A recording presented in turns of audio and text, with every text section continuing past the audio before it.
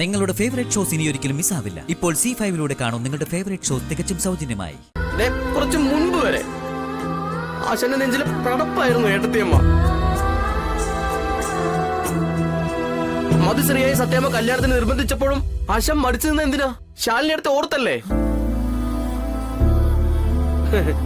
അല്ലെങ്കിൽ എന്തിനാ ആശാനെ സത്യമ്മ കല്യാണത്തിന് കൊണ്ടുപിടിച്ച് ശ്രമിച്ചപ്പോഴും ആശാൻ 6 വർഷം പിടിച്ചു നിന്നത്? ശാലിനി അടുത്ത് മാത്രം മതി. മറ്റൊരു ബന്ധത്തെ പറ്റി ആലോചിക്കുന്നത് പോലും ഭ്രാന്ത് പിടിപ്പിക്കുമെന്ന് ആശാൻ എന്റെ അടുത്ത് പറഞ്ഞിട്ടില്ലേ? പരസ്പരം സ്നേഹിക്കുന്ന രണ്ടാൾക്കാര് അടുത്തു വരുമ്പോ ഹൃദയത്തിന് പ്രത്യേക ഒരു തുടുപ്പൊക്കെ ഉണ്ടാവുമെന്ന്, ആ സാന്നിധ്യം അറിയാമെന്നൊക്കെ ആശാൻ എന്റെ അടുത്ത് പറഞ്ഞിട്ടില്ലേ? അതൊക്കെ ആശാന്റെ തോന്നലാണെന്ന് വേറൊരു ബന്ധത്തെ പറ്റി ആലോചിക്കാനും ഈ ഞാൻ തന്നെ ആശാന്റെ അടുത്ത് പറഞ്ഞിട്ടില്ലേ? അതൊക്കെ കുറച്ചു ദിവസം മുമ്പ്. അന്ന് ഏട്ടത്തമ്മ എവിടെയാന്ന് പോലും അറിയില്ല ആശാന്. എന്നിട്ട് ആശാൻ അത് സമ്മതിച്ച് തന്നോ? ഇപ്പോ ഏട്ടത്തമ്മ നേരെ ആശാന്റെ മുന്നിലേക്ക് വന്നപ്പോ ആശാന് എന്താ പറ്റേ? ആശാന്റെ ഹൃദയത്തെ തുടുപ്പൊക്കെ എവിടെ പോയി? അതിനിടെ ഞാൻ പോലും അറിയത് എവിടെ നിന്ന് വന്നു ഈ കാർത്തിക?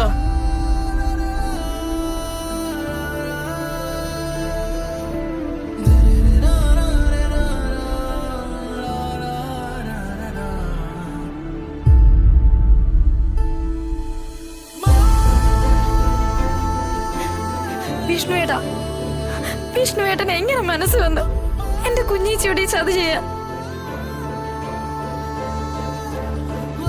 വിഷ്ണുവേട്ടൻ എന്നൊരു ഹൃദയ മന്ത്രത്തിലല്ലേ എന്റെ കുഞ്ഞേച്ചി ഇത്രയും നാള് ജീവിച്ചത്? വിഷ്ണുവേട്ടന് പ്രാണന എന്റെ കുഞ്ഞേച്ചിക്ക് അത് വല്ലതും അറിയോ? വിഷ്ണുവേട്ടന്റെ അടുത്തുനിന്ന് മാറിപ്പോയപ്പോ ജീവവായു ഇല്ലാതെ പോയിന്നാ കുഞ്ഞേച്ചി പറഞ്ഞത്. വിഷ്ണുവേട്ടനോടൊപ്പം സന്തോഷമായിട്ട് ജീവിക്കാനാ ആ പാപ ഇങ്ങോട്ട് ഓടി വന്നത്.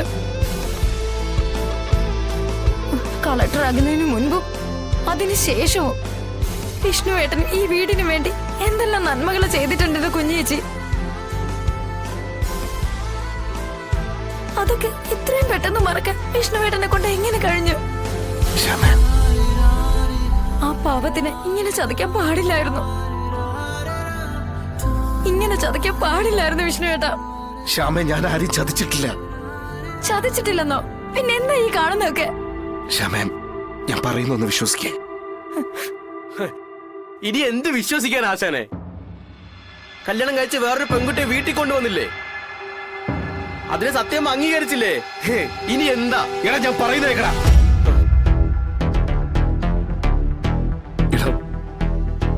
എല്ലാം ഞാൻ പറയാം. വിഷ്ണുവേട്ടാ,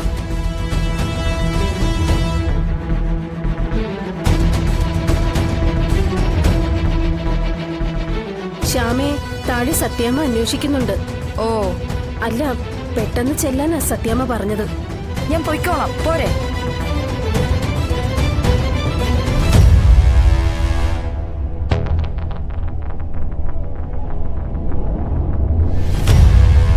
ആശാൻ എന്താ എന്നോട് പറയാനുണ്ടെന്ന് പറഞ്ഞത്?